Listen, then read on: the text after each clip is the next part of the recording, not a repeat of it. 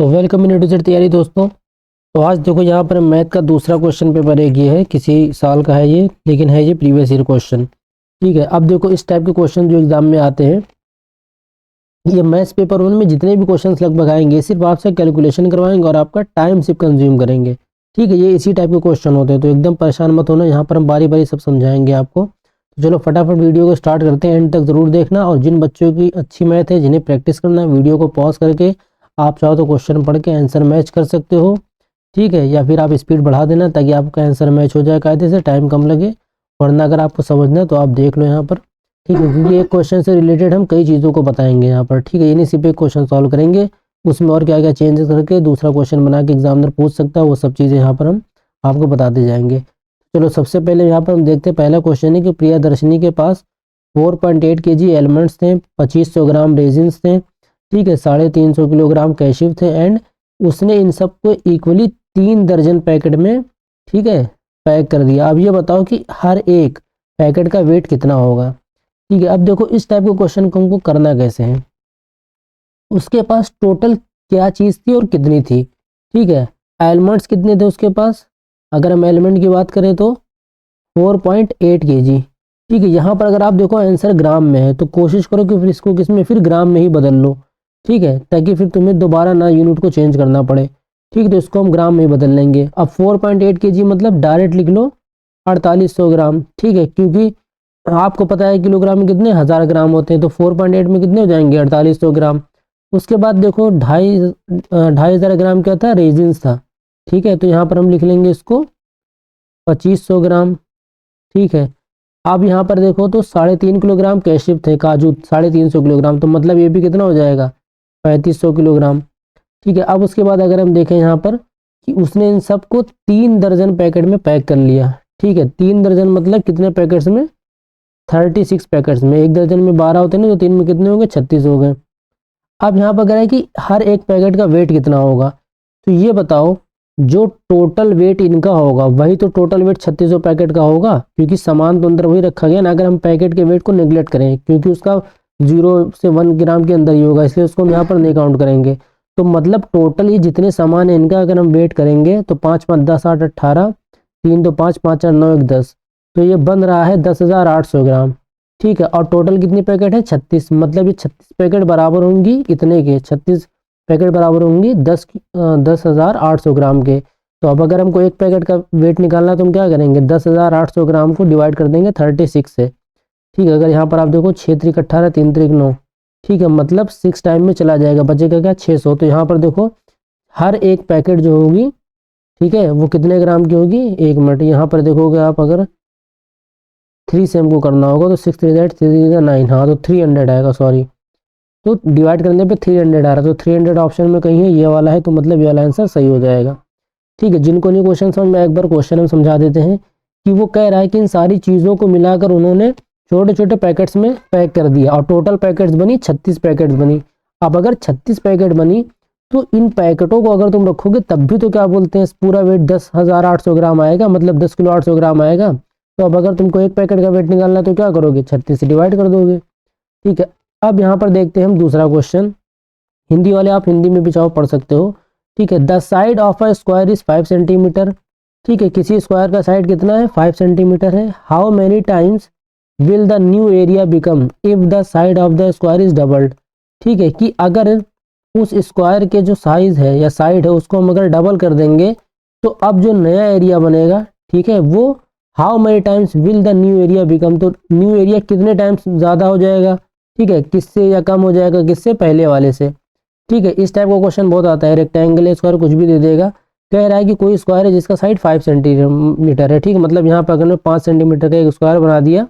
ठीक है, अब अगर कह रहा है कि इसके साइड को डबल कर दिया, अब डबल मतलब क्या, 5 × 2 टाइम्स, मतलब अब आपने 10 सेंटीमीटर का कर दिया। ठीक है, अब आपने ये 10 सेंटीमीटर का स्क्वायर बना दिया। अब कह रहे हैं इन दोनों के एरिया में जो नया वाला एरिया है वो इस पुराने वाले एरिया के कितना टाइम्स हो जाएगा। ठीक है, अब अगर इसमें आपको क्या करना है, एरिया की बात हो रही तो आप एरिया निकालोगे तो इसका क्या आएगा, एरिया 25, और इसका क्या आ जाएगा 100। तो ये 100 25 से कितने गुना ज़्यादा है, 4 गुना ज़्यादा है। तो मतलब क्या हो जाएगा, न्यू वाला एरिया क्या हो जाएगा, 4 टाइम्स हो जाएगा यहाँ पर। ठीक है, बस सिंपल सा क्वेश्चन था ये। कभी कभी परसेंट के हिसाब से इंक्रीज कर देगा। ठीक है, तो उस हिसाब से फिर आप देख लेना, तब वहाँ पे परसेंट का खेल हो जाएगा। अब कह रहा है 48 वाले में which one of the following groups have all 3 dimensional shape, मतलब इनमें से कौन से ग्रुप में जो भी शेप यहाँ पे दिए हैं 3D में होते हैं। तो क्यूब क्यूबाइड तो 3D में होता है। अब देखो सेमी सर्कल आ गया ना, सर्कल आपका 3D फिगर नहीं है, तो जितने भी सर्कल है सबको हटा दो, ठीक है। अब यहाँ पर बचा है क्या, क्यूब क्यूबाइड स्फीयर सिलेंडर, तो ये जो हमारा होगा ये वाला आंसर राइट होगा। Geeta wants to buy a soap that cost ₹10, ठीक है। She has a 5 rupee coin, 2 1 rupee coins and 5 50 paise coins, how much more money does she need to buy soap. अब देखो इन सब क्वेश्चंस में कुछ नहीं है, यहाँ पर क्या कह रहा है कि संगीता को एक सोप खरीदना जिसकी कॉस्ट कितनी है, 10 रुपीज़ है, ठीक है। अब अगर उसके पास कह रहा है कि चिल्लर में पैसे हैं, ठीक है, मतलब जैसे 5 रुपये का जो कॉइन उसके पास एक है, तो मतलब एक 5 रुपये का कॉइन है, ठीक है, और 2 1 रुपये के कॉइन है, तो 2 1 रुपये के कॉइन है, मतलब 2 इंटू 1, ठीक है, 2 1 रुपीज़ के कॉइन है, एंड 5 50 पैसे का कॉइन, मतलब 5 उसके पास सिक्के हैं, 8 आना जो हमारे टाइम पे चलता था, ठीक है, मतलब 50 पैसे के। तो अब ये कह रहा है how much more money does she need to buy the soap, तो इतना होने के बावजूद भी इसको और कितना रुपया चाहिए, ठीक है, जिससे कि क्या सोप ले सके। ये एक्स यहाँ पर हम एक्स सेलेक्ट कर लेंगे जो बचा हुआ है, ठीक है। तो अब यहाँ पर देखो हम सबसे पहले जितना भी उसके पास है उतना जोड़ लेते हैं, तो 5 और ये 2 1 जा 2 हो गया, 7 हो गया, ये 0.5 है और ये 5 है, तो 5 5 25, मतलब 2.5 रुपया और हो गया, तो 7 और प्लस 2.5 रुपया कितना हो जाएगा आपका 9.5, तो मतलब 10 में कितना कम है, ये 50 पैसा और कम है, तो मतलब अगर 50 पैसा उसके पास और होगा तो सोप खरीद सकती है, तो कितने की कमी है यहाँ, अब ये देखो आंसर आ जाएगा आपका 50 पैसा, ठीक है। सिर्फ इस तरीके से करना है, तो जिन बच्चों की मैथ्स थोड़ी बहुत वीक है वो अगर इन सब क्वेश्चंस को भी कर लेंगे तो भी आप कंटेंट से 6-7 नंबर का क्वेश्चन आराम से निकाल लोगे, बाकी पेडागोजी में 15 से 10 मान लोगे, बस बहुत है, ठीक है, अगर CDP वगैरह आपकी अच्छी है तो। अब देखो अभी इस क्वेश्चन में देखिए कुछ नहीं है, यहाँ पर सिर्फ कॉन्सेप्ट अगर आपको थोड़ा बहुत क्लियर है ना, जितने भी चैप्टर है, फ्रैक्शन एवरेज हो गया, LCM वाला हो गया, ठीक है, टाइम वाला हो गया, या फिर क्या बोलते हैं आपका सिंप्लीफिकेशन हो गया, इन सब का अगर आपको बेसिक कंसेप्ट जो क्लियर है, ठीक है, तब तो फिर आप सारे क्वेश्चन कर ले जाओगे, क्योंकि ये प्राइमरी लेवल का पेपर रहता है, तो 1 से 6 7 तक की मैथ इसमें पूछी जाती है बस।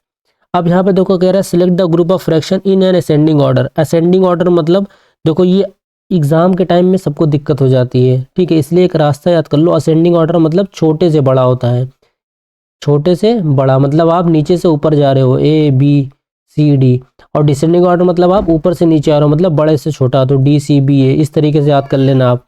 अब यहाँ पर देखो जब हमारा इस टाइप का क्वेश्चन हो, अगर हमारा न्यूमरेटर, इसको हम क्या बोलते हैं ऊपर वाले को, जहाँ पर उन्हें न्यूमरेटर बोलते हैं और इसको डिनोमिनेटर बोलते हैं, ठीक है, अगर आपका जो न्यूमरेटर है वो अगर इक्वल है, तो डिनोमिनेटर में मतलब नीचे वाले में जो नंबर सबसे बड़ा होगा वो नंबर सबसे छोटा होता है, तो यहाँ पर सबसे छोटा नंबर 1/4 हुआ, इसके बाद इससे थोड़ा बड़ा कौन सा हुआ 1/3, इससे थोड़ा बड़ा कौन सा हुआ 1/2, तो मतलब आपका असेंडिंग ऑर्डर तो पहले ही वाला हो गया, ठीक है। अगर पूछ लेते हैं डिसेंडिंग ऑर्डर क्या है, तो मतलब सबसे बड़ा, ठीक है, फिर उससे छोटा, फिर उससे छोटा, तो सबसे बड़ा हमारा 1/2 रहता, फिर 1/3, फिर 1/4, ठीक है। अब सेम अगर मान लो डिनोमिनेटर सेम कर दे, सपोज करो यहाँ पर हमने कोई नंबर ले लिया 2/7 ले लिया, ठीक है, फिर हमने ले लिया 4/7, फिर हमने ले लिया 8/7, ठीक है। अब जब डिनोमिनेटर हमारा सेम होगा ना, तो जो सबसे बड़ा नंबर होगा ऊपर, मतलब न्यूमरेटर जो बड़ा होगा वही वाला बड़ा फ्रैक्शन हो जाएगा, तो 8 बड़ा है तो ये बड़ा फ्रैक्शन हो गया, ठीक है। फिर 4/8 है तो ये 8 से थोड़ा छोटा हो गया मगर 2 से बड़ा हो गया, ये असेंडिंग ऑर्डर हो गया, 2 फिर 4 फिर 8। जब हमारा डिनोमिनेटर सेम होगा तो ऊपर वाला नंबर छोटा होगा तो छोटा होगा, बड़ा होगा तो बड़ा होगा। जब हमारा ऊपर वाला नंबर बराबर होगा, डिनोमिनेटर होगा, जैसे कि यहाँ क्वेश्चन में है 1 1 1, तो हमारा जो नीचे वाला बड़ा नंबर होगा वो सबसे छोटा फ्रैक्शन होगा, ठीक है, और जो सबसे छोटा वाला नंबर सबसे बड़ा फ्रैक्शन होगा, तो ये हो गया हमारा असेंडिंग ऑर्डर वाला। अब इसी तरह के क्वेश्चन और देख लेते हैं। अब देखो यहाँ पर है कुछ क्वेश्चन है, what is the missing number in the pattern given below. देखो सबसे पहले तो अगर इस टाइप के क्वेश्चन आपके आ रहे हैं, ठीक, और आपको लगता है कि ये हो नहीं पाएगा क्योंकि ये रीजनिंग वाला क्वेश्चन है, बहुत रेयर ऐसे क्वेश्चन पूछे जाते हैं अब ऑफलाइन पेपर में खासकर, ठीक है, तो इस टाइप का क्वेश्चन आप चाहो तो स्किप कर देना, ठीक है, और अगर आपको करना ही होगा तो तब करना जब एकदम लास्ट में आपको टाइम बचेगा, तब इन क्वेश्चन पर जाना। अगर एक बार में आपको नहीं समझ में आ रहा है, जैसे यहाँ पर ना तो ये स्क्वायर बन रहा है, ना क्यूब बन रहा है, ना कुछ है, ठीक है, तो यहाँ पर टाइम लगेगा, इसलिए नेक्स्ट क्वेश्चन पर स्किप कर जाना, ठीक है, इसको लास्ट में बता देते हैं। फिलहाल अब देखो यहाँ पर कह रहा है एक क्वेश्चन ये है, रीड द फॉलोइंग टेबल। ठीक है, अब यहाँ पर देखो आप ये टेबल दी, कह रहा है what is the ratio of the most common and rarest blood group. अब यहाँ पर देखो आपको दो इन्फॉर्मेशन पता होनी चाहिए, सबसे पहले कि कॉमन ब्लड ग्रुप कौन सा होता है, रेयरेस्ट ब्लड ग्रुप कौन सा होता है। तो बहुत लोगों को पता ही होगा ये। कॉमन जो आपका ब्लड ग्रुप होता है वो ए बी होता है, ये कॉमन हो गया, और रेयरेस्ट वाला जो होता है वो ओ होता है। ठीक है, अब यहाँ पर देखो जो रेशियो पूछ रहा है, रेशियो मतलब क्या होता है कि अनुपात। ठीक है, तो किसका अनुपात पूछ रहा है, मतलब कॉमन और रियरेस्ट वाला। तो कॉमन वाला हमेशा ऊपर रहेगा और रियरेस्ट वाला उसके बाद में रहेगा। तो common blood group A B है, कितना है, 3 बार है। ठीक है, और रियरेस्ट वाला कितना है, 12 बार है। तो 3:12 मतलब 3:12 है। अब यहाँ पर 3:12 तो ऑप्शन में नहीं, इसका मतलब इसको शॉर्ट फॉर्म करना होगा, 3 1 3 3 4 12। तो 1:4 यहाँ पर भी ऑप्शन में होगा, वही राइट आंसर हो जाएगा। ठीक है, अब ये देखो एक चीज याद रखना, अगर मान लो इसने कह दिया तो रेयरेस्ट एंड कॉमन, तो हमारा 4:1 हो जाता है, लेकिन यहाँ पर कॉमन टू रेयरेस्ट किया तो 1:4 हो गया। अब एक क्वेश्चन ये देख लेते हैं हम, which of the following statement is not true. अब इनमें से कौन सा ट्रू नहीं है ये कह रहा है। तो सबसे पहले हम देखते हैं कौन कौन सा ट्रू है, उसको हम एलिमिनेट करेंगे। A kite becomes a rectangle if its opposite angles are equal. ठीक है, अब काइट का शेप तो कुछ इस तरीके से होता है। ठीक है, अगर कह रहा है कि इनके अपोजिट एंगल्स को अगर हम इक्वल कर दें, ठीक है, ये दोनों इक्वल हो जाएं, ये दोनों इक्वल हो जाएंगे, तो क्या ये रेक्टेंगल बन जाएगा। ठीक है, अभी तो फिलहाल मेरे हिसाब से नहीं। अभी देखते हैं, rectangle becomes a square if all its sides are equal. अगर किसी रेक्टेंगल की सारी साइड इक्वल कर देंगे तो वो स्क्वायर बन जाएगा, बिल्कुल ये तो सही है। और rhombus becomes a square if all its angles are equal. ठीक है, रोम्बस की तो सारी साइड बराबर होती है मगर एंगल्स अपोजिट वाले इक्वल होते हैं। तो अगर सारे एंगल को इक्वल कर देंगे तो क्या स्क्वायर बन जाएगा, बिल्कुल बन जाएगा। अब parallelogram becomes a rectangle if all its angles are equal. ठीक है, अब किसी पैरेललोग्राम के अगर सारे एंगल आप इक्वल कर दोगे तो भी रेक्टेंगल बन जाएगा। तो यहाँ पर जो राइट आंसर होगा, मतलब जो चीज़ गलत है यहाँ पर, वो है तुम्हारा फर्स्ट वाला। तो ये हो जाएगा राइट आंसर। ठीक है, क्योंकि ये सब तो जो कह रहे हैं वो हो जा रहे हैं ट्रू, बाकी ये एक है जो फॉल्स हो रहा है। देखिए यहाँ पर एक क्वेश्चन हम देख लेते हैं, ये वाला आमिनी वाला। ठीक है, आमनी इज अरेंजिंग 36 आइडेंटिकल स्क्वायर्स, ठीक है, in the form of different rectangles. How many different types of rectangles can she make with these squares. अब यहाँ पर अगर आप देखो तो क्या कह रहा है कि आमनी के पास 36 आइडेंटिकल स्क्वायर्स हैं। 36 आइडेंटिकल स्क्वायर्स का मतलब क्या हुआ यहाँ पर कि उसके पास 1/1 सेंटीमीटर, मतलब बाय 1 सेंटीमीटर करके, मतलब उसके पास कोई इतना बड़ा एक स्क्वायर है। तो ऐसे उसके पास कितने हैं, 36 स्क्वायर्स हैं। अब इन 36 स्क्वायर का मतलब ये आप कह सकते हो कोई उसके पास एक पेपर या कार्डबोर्ड कुछ हो गया जिसकी साइड 1/1 है। ठीक है, तो टोटल कितनी हो जाएंगी, 36 है। ठीक है, तो how many different types of rectangles can she make with these squares. तो इन स्क्वायर्स की मदद से, ठीक है, मतलब इनको अगर वो सेट करना चाहे साथ में तो ऐसे करके वो कितने रेक्टेंगल्स बना सकती है। ठीक है, अब देखो यहाँ पर क्या करना है, तुम ये इस एक स्क्वायर का एरिया निकालो कि कितना आएगा, 1 × 1 1 होगा, तो 36 के कितना हो जाएगा, 36 हो जाएगा उनका स्क्वायर। तो मतलब आपको इन 36 कार्ड से रेक्टेंगल बनाने हैं। ठीक है, और इस तरीके से बनाओगे तुम कि तुम्हारा जो एरिया है, मतलब अगर इसको हम लेंथ मान लें, ठीक है, और इसको हम ब्रेथ मान लेंगे, ठीक है, तभी तो एक रेक्टेंगल का शेप देखिए इसने ले लिया ना। तो जो तुम्हारा लेंथ इंटू ब्रेथ, मतलब जो एरिया है वो कितना आ जाएगा, 36 सेंटीमीटर स्क्वायर आना चाहिए। ठीक है, तो अब इसको तुम कितने तरीके से अरेंज कर सकते हो, जब भी ये पूछेगा तो उस एरिया के फैक्टर देख लेना। ठीक है, और उन फैक्टर का आपस में मल्टीप्लाई करके लेंथ और ब्रेथ का पेयर बना के तुम देखोगे कितने होंगे जो 36 देंगे, सम वो प्रोडक्ट 36 देंगे। मतलब यहाँ पर अगर आप देखो इसका फैक्टर क्या होगा, 1 होगा, 2 होगा, 3 होगा, 4 होगा, 6 होगा, ठीक है, 9 होगा, 18 होगा और 36 होगा। ये इसका फैक्टर हो गया। अब इन नंबर्स में से तुम अगर देखो तो कितने ऐसे नंबर हैं, ये कितने ऐसे पेयर है जो तुम्हें क्या देंगे, एरिया 36 देंगे।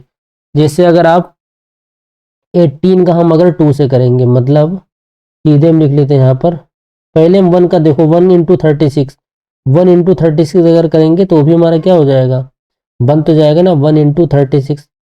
ठीक है, मतलब 1 × 36 मतलब क्या हुआ कि आपने 36 उसको ऐसे रख दिया। ठीक है, तो ये एक रेक्टेंगल हो गया, इसमें आपने लाइन से 36 के 36 जो भी स्क्वायर है वो रख दिया आपने, तो एरिया क्या बना, 1 ब्रेथ हो गई और 36 लेंथ हो गई। इनका आपस में मल्टीप्लाई करोगे तो एरिया क्या आ जाएगा, 36 सेंटीमीटर स्क्वायर आ गया। अब एक हो गया, दूसरा क्या अगर हम देखें 2 का 18 से अगर करेंगे तो 2 × 18। तीसरा अगर हम देखें इसी तरीके से 2 × 18 मतलब अब 2 ब्रेथ कर दिया और 18 लेंथ कर दिया, तब भी हमारा रेक्टेंगल बन रहा है और तब भी हमारा कितना आ रहा है, 36 आ रहा है। अब अगर 3 से करके देखेंगे आप तो 3 से कोई नहीं हो रहा है, ठीक है। 4 से करके देखेंगे तो 4 इंटू 9 हो रहा है। 3 से आपको कोई 12 जा रहा है, सॉरी यहाँ पर देखिए 12 भी एक फैक्टर होगा 9 के बाद, तो 3 का अगर 12 से करेंगे तो भी हो जाएगा, तो मतलब 3 इंटू 12, ठीक है। अब ऐसे 4 से करेंगे तो 4 इंटू 9 वाला बन रहा है, ठीक है। 5 से होगा नहीं, 6 से करेंगे तो 6 इंटू 6, ठीक है। भले ये स्क्वायर का शेप ले लेगा मगर स्क्वायर भी का एक तरीके से एक रेक्टेंगल माना जाएगा, ठीक है। अब कोई सा डायमेंशन नहीं बचा है, ठीक है, सिर्फ यही इतने होंगे। 1 इंटू 36 1, 2 इंटू 2 ये हो गया तुम्हारा 3, ये हो गया 4 और ये हो गया 5। तो मतलब वो सीधे सीधे कितने, आमिनी क्या करेगी, 5 ऐसे रेक्टेंगल्स बना सकती है, ठीक है। 5 टाइप के रेक्टेंगल बना सकती है। एक की लेंथ 1 हो गई, ब्रेथ 36 हो गई, एक की लेंथ वो एक की ब्रेथ 2 हो गई, लेंथ 18 हो गई, एक की ब्रेथ 3 हो गई और लेंथ 12 हो गई, और एक की 4, एक की 9, और इसी तरीके से एक की 6 हो गई लेंथ और एक की ब्रेथ 6 हो गई, ठीक है। तो इस तरीके से उसने 5 टाइप के रेक्टेंगल बना लेगी। सिंपल सा क्वेश्चन था। अब यहाँ पर देखो एक टाइम वाला क्वेश्चन है, ठीक है। टाइम वाले क्वेश्चन को कैसे करना है, यहाँ पर अगर आप पढ़ो, रूबीना स्टार्टेड हर जर्नी, ठीक है, बाय आ कार एट 16:50 पे, ठीक है। 24 आवर वाले टाइम के हिसाब से है ये क्वेश्चन। एंड फिनिश्ड एट 21:15 पे, ठीक है। ऑन द सेम डे, एक ही दिन की बात हो रही है ये। The time taken in completing the journey is, ठीक है। क्वेश्चन को आप हिंदी में पढ़ लेना ज़्यादा बेहतर रहेगा, ठीक है। कि वो रूबीना जो है वो कहीं से कहीं का सफ़र कर रही है, ठीक, और किससे, कार से, ठीक है। उसने अपनी जो जर्नी स्टार्ट किया वो किया 16:50 पर, ठीक है, और वो पहुंची 21:15 पर। अब ये बताओ कि उसको कितना टाइम लगा इस जर्नी को कंप्लीट करने में। अच्छा, मतलब अगर हम आपसे सिंपल ऐसे पूछे, जब भी कभी क्वेश्चन ना समझ में आए ना तो कोई आसान नंबर ले लो। अगर मान लो हमने पूछा कि रीना अपने घर से सुबह 10 बजे निकली, ठीक है, और वो 12 बजे पहुंच गई, तो अब ये बताओ उसको कितना टाइम लगा पहुंचने में। तो आप तुरंत बोल दोगे सर 2 घंटा लगा, 2 आवर। अब ये आपका 2 कहाँ से आया, जब आपने उसके पहुंचने वाले टाइम से उसके निकलने वाले टाइम को माइनस कर दिया। तो बस यहाँ पर भी वही करना है।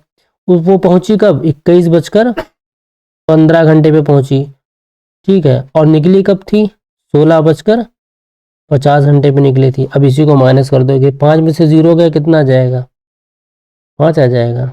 नहीं भैया, देखो यहाँ पर क्या करना है, 5 तो आ जाएगा।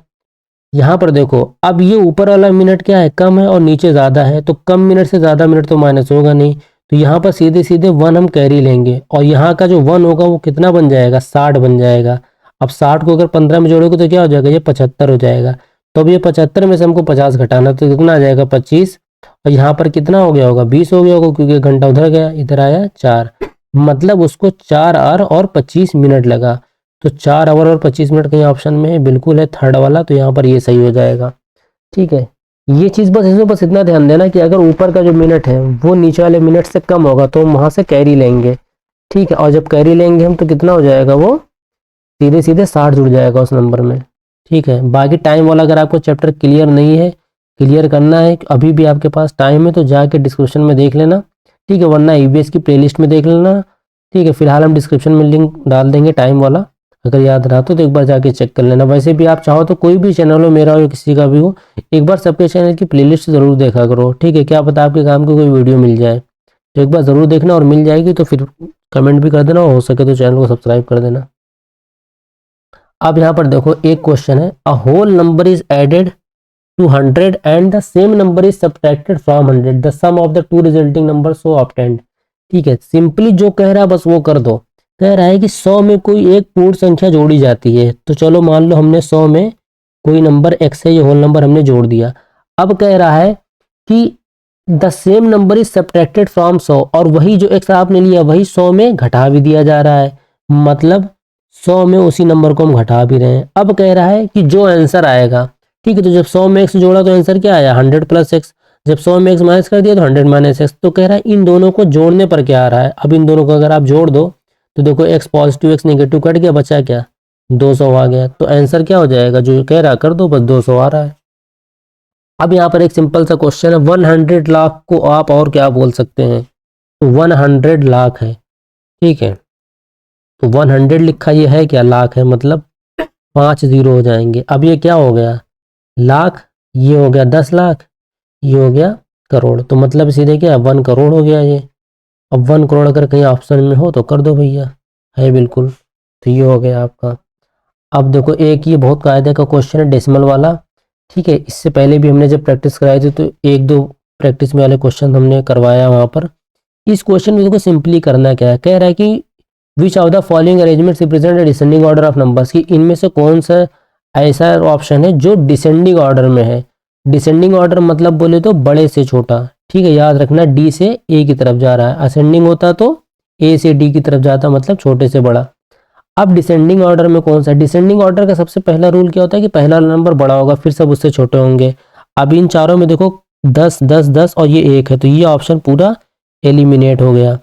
अब देखो 10.5 के बाद इधर 1.50 आ रहा है, ठीक है, 1.50 ज़्यादा है, इधर 1.05 है। तो आपको अच्छे से पता होगा 1.5 ज़्यादा बड़ा है 1.0 से, ठीक है। तो ये वाला भी ऑप्शन आपका एलिमिनेट हो गया। अब बचा क्या, अब ये दोनों बचे हैं, ठीक है, जो सीटेड का हमेशा का है कि हमेशा दो ऑप्शन फंसाएगा। 1.50 यहाँ, 1.50 यहाँ है। अब ये है 1.055 और ये है 1.05, ठीक है। बस आपका यही मामला फंसेगा 1.055 और 1.05 में। बाकी देखो ये भी सेम हो गया, ये भी सेम हो गया, ये भी सेम हो गया, ये भी सेम हो गया। तो सिर्फ आपको ये याद रखना है, जब आपका डेसिमल, ठीक है, अप टू 2 डेसिमल प्लेस तक एक नंबर है और एक number up to 3 decimal place तक है, तो हमेशा जो अप टू 3 डेसिमल प्लेस का होगा वही ज़्यादा होगा। मतलब यहाँ पर हम सिर्फ जो मामला फंस रहा है 1.055 एक नंबर है और एक नंबर है 1.05।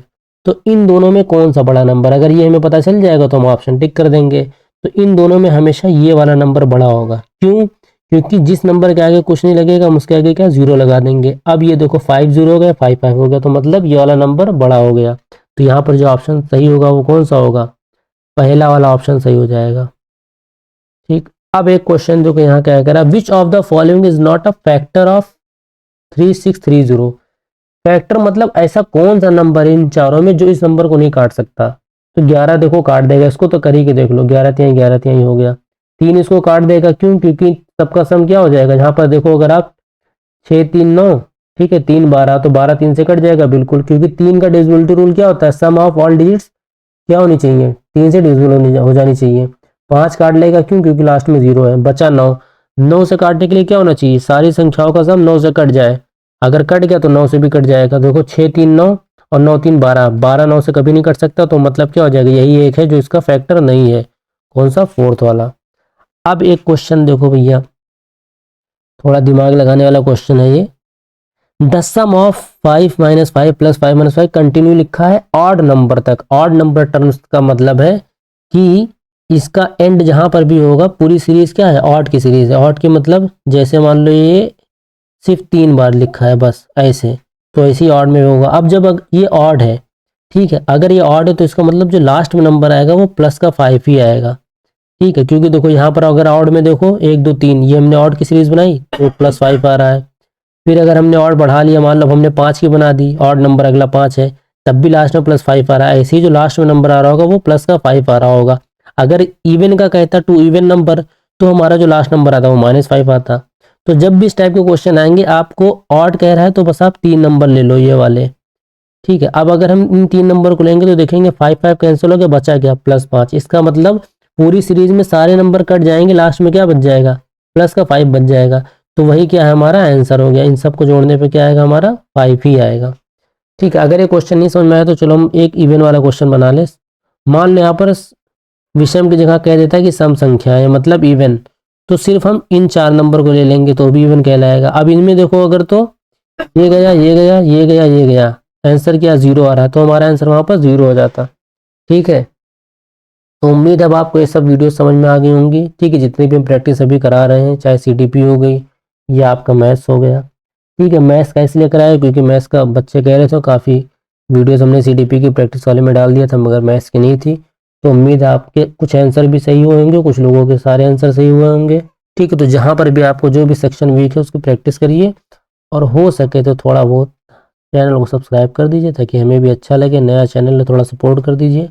बाकी एक बार ज़रूर जाकर प्लेलिस्ट देख लीजिएगा, और जिन वीडियोस का मैंने जिक्र किया डिस्क्रिप्शन में लिंक होंगे। लगभग जितने भी हमने हम एक काम करते हैं, सीधे सीधे मैथ्स की प्लेलिस्ट का हम लिंक डाल देंगे डिस्क्रिप्शन में, तो एक बार आप जाके ज़रूर देख लेना।